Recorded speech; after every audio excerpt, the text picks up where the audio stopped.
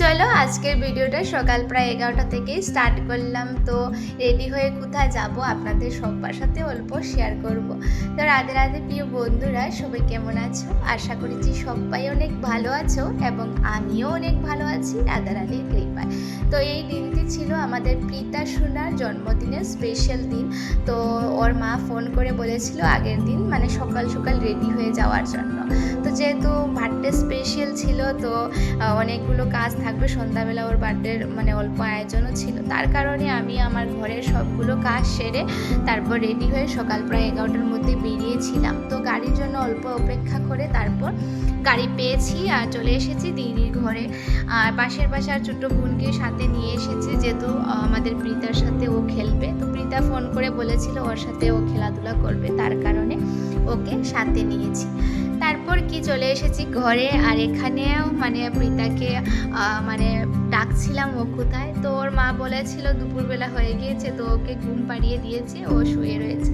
তারপর কি রান্নাঘরে চলে এসেছি, আর এখানে আমাদের ঘর থেকে অল্প সবজি নিয়ে এসেছিলাম, তো সেগুলো দিয়েছি দিদিকে। আর তারপর দিদি এখানে চা বানিয়েছিল ওর ঘরের মানে কাজের লোকের জন্য, তো সেগুলো নিয়ে যাচ্ছে।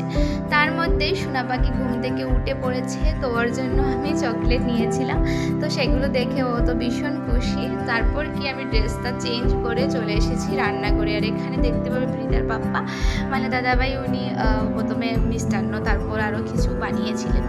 তো প্রায় দুপুরবেলা হয়ে গিয়েছে, আর এখানে প্রীতা সোনার খাবারের থালাগুলো রেডি করছে দিদি, যেহেতু ওর আজ হচ্ছে জন্মদিন। আর মানে এই দিনটি ওর স্পেশাল করার জন্য অল্প আয়োজন। তো সন্ধ্যাবেলা তো থাকবেই, তার মধ্যে দুপুরবেলা খাবারের যা যা কিছু রান্না হয়েছিল তো সেগুলো দিয়ে থালিগুলো সুন্দর করে রেডি করে দিয়েছে, যেহেতু ওর দাদুভাইয়ের সাথে বসে খাওয়া দাওয়া করবে।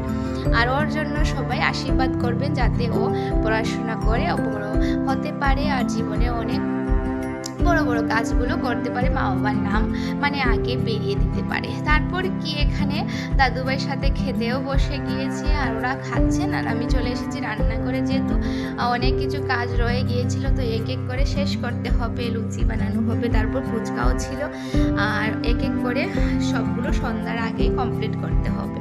তার মধ্যে এই যে খাবারগুলো আমি বানিয়ে দিয়েছি, আর দিদি এখানে এসেছে, তো ও মানে লুচিগুলো বেজে নিয়েছে, যেহেতু আমি বানিয়ে দিয়েছি আর ও বেজে নিয়েছে। এক এক করে দু বোন একসাথে মিলে সবগুলোই কাজ প্রায় শেষ করার পথে। তো এখানে অনেকগুলো লুচি ছিল, সেগুলো বেজে নিয়েছি আর এক এক করে। তারপর কি সোনার বার্থডের জায়গাগুলো এখন সাজানো হবে। তো আমাদের কাকার তো ভাইও চলে এসেছে, তো দিদি ওকে বলেছিল ওকে মানে জায়গাগুলো মানে রেডি করে দেওয়ার জন্য। তো তারপর ভাই এখানে সুন্দর করে বেলুন ফুলিয়ে তারপরে হ্যাপি বার্থডে মানে যা কিছু থাকবে সেগুলো দিয়ে সুন্দর করে রেডি করে দিয়েছে। আর এখানে আমি চলে এসেছি রান্নাঘরে আবারও কুচকোগুলো মানে বাজার জন্য। তো অনেকগুলো ছিল, প্রায় দেখতে পারবে এক হাঁড়ি ভরে মানে সেগুলো কমপ্লিট করছে, পুরো সন্ধ্যা হয়ে গিয়েছিল। তো এই মুহূর্তগুলো অল্প ক্যামেরাবন্দি করে রেখেছি, যেহেতু এটা শোনা বড় হলে অবশ্যই দেখবে ওর জন্মদিনের আয়োজন কিভাবে হয়েছিল। তারপর কি ওর পাপাও চলে এসেছেন, তো উনি বললেন প্রথমে আমি খেয়ে টেস্ট করে দেখছি খাবারগুলো কিভাবে হয়েছে। তো সবগুলো খাবার বানানো কমপ্লিট হয়ে গিয়েছে, আর এখানে সবাই চলেও এসেছেন। আর সোনার কেকটা কাটিং হবে এখন। তো দেখতে পাবে এই জায়গাটা অনেক সুন্দর করে অল্পতেই সাজানো হয়েছিল, আর সোনাকে বসানো হয়ে গিয়েছে, যেহেতু সন্ধ্যাবেলা এখন কেক কাটিং করে ছোট্ট বাচ্চা ঘুমিয়ে পড়বে তার কারণে।